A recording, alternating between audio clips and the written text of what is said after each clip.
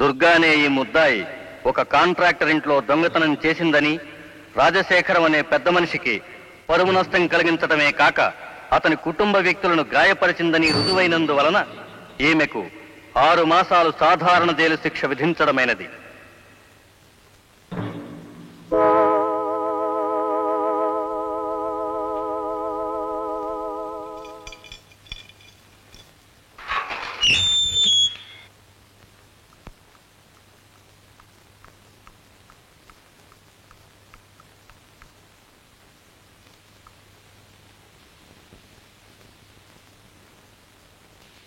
నువ్వు కాదమ్మా కన్నీళ్లు పెట్టాల్సింది, నిన్నిక్కడికి రప్పించిన ఆ న్యాయం కన్నీళ్లు పెట్టాలి.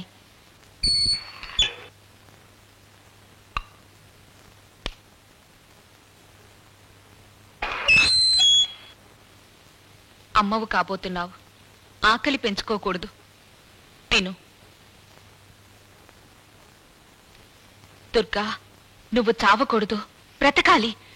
నీ కడుపులో ఉన్న బిడ్డ కోసం ఏ మోసగాన్ని దేవుడు అంటూ వెతుకుంటూ వచ్చావో ఆ బిడ్డ ఈ లోకాన్ని చూడాలి. నాన్న లేని అమ్మల చరిత్రకు వాడు ముగింపు చెప్పాలి. నీ కడుపులో తల్లికి అండగా నిలబడిన లవుడు పెరుగుతున్నాడో, తండ్రిని నిలదీసిన కుసుడు పెరుగుతున్నాడో పెరగనీ దుర్గా. ఈ ముద్ద నీలోని నెత్తురు ముద్దకు ఊపిరిపోయాలి. పుట్టిన ఆ బిడ్డ అమ్మా అని పిలవక ముందే అన్యాయాన్ని ప్రశ్నించాలి.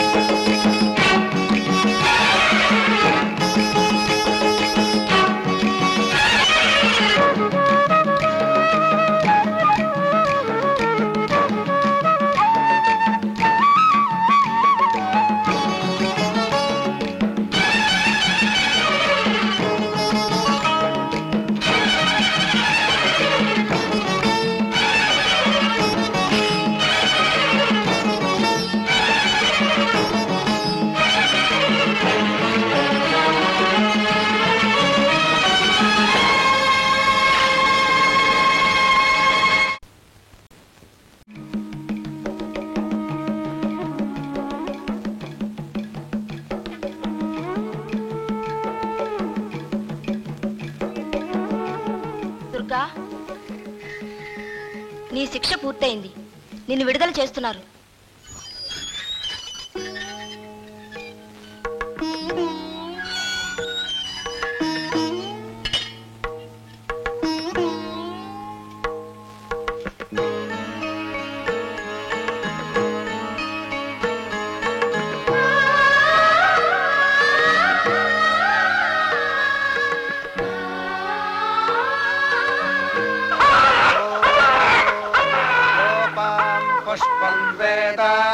पुष्पवान् प्रजावान् पशुमान् भवते चन्द्रमा। अल्लाहु अक्बर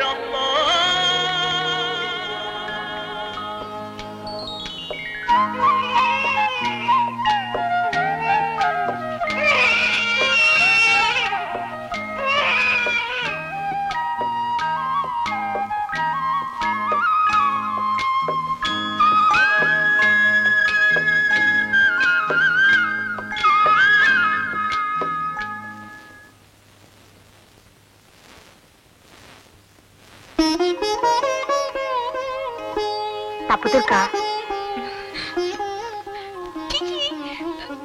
మగబిడ్డ.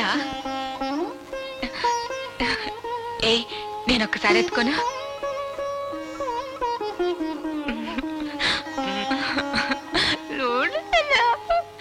మీ పేరేంటమ్మా? దుర్గా. మీ భర్త పేరు? నీకు దుర్గని ట్రైబల్ పిల్ల తెలుసా? అంత ఫీలింగ్ లేవకు. నీకు తెలుసని నాకు తెలుసు.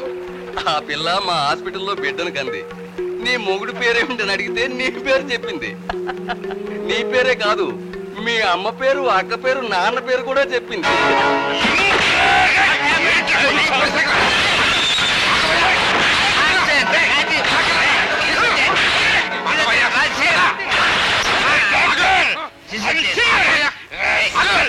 రాజశేఖరం అరవటం కాదా, ఇవాళ నలుగురిలోనే నవ్వులు పాలయ్యో, రేపు ఊళ్ళో కాకుండా చూసుకో. అది అడవి నుంచి జైలుకి వెళ్ళింది, జైలు నుంచి ఆసుపత్రికి వెళ్ళింది.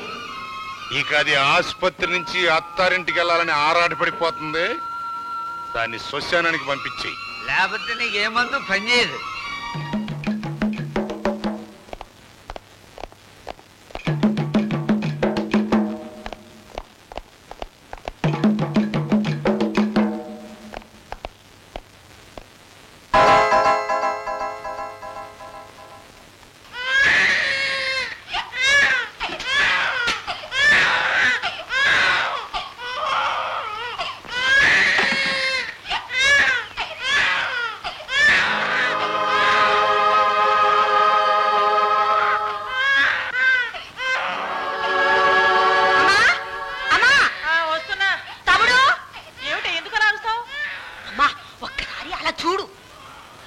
ఏమిటి కస్తూరి?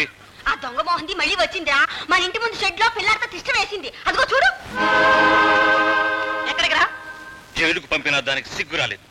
మళ్ళీ మన ఇంటి మొహం చూడకుండా దానికి బుద్ధి చెప్పొస్తాను. జరిగిన భోగాతం చాలు, నువ్వు లోపలికి వెళ్ళు. దాని సంగతి మేము చూసుకుంటాం.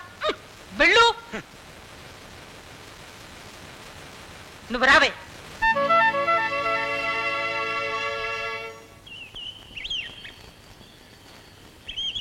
ఏమిటి ఇక్కడ కూర్చున్నావు?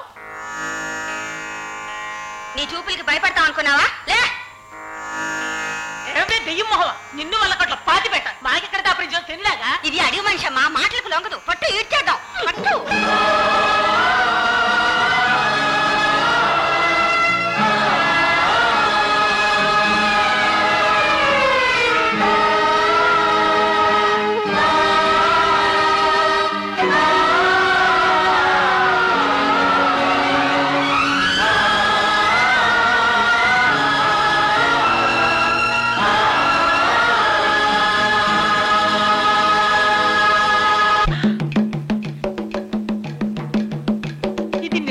దెయ్యమే.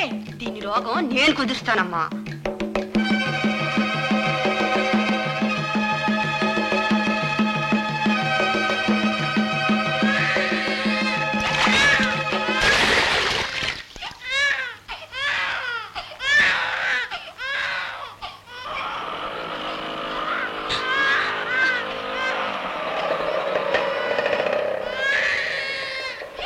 దుర్గా,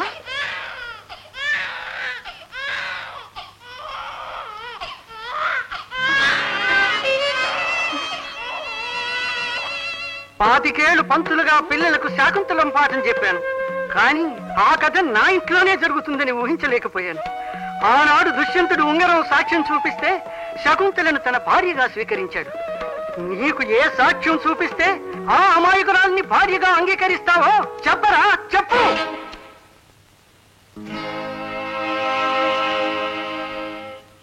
నీకు న్యాయం చేస్తానని చెప్పి శిక్ష వేయించానని నాతో చెప్పకుండా వచ్చేసావా? నాతో మాట్లాడవా? ఎవరితోనూ మాట్లాడవా? రాజశేఖరం నిన్ను పెళ్లి చేసుకునే వరకు ఇక్కడే ఇలాగే మౌన పోరాటం సాగిస్తావా?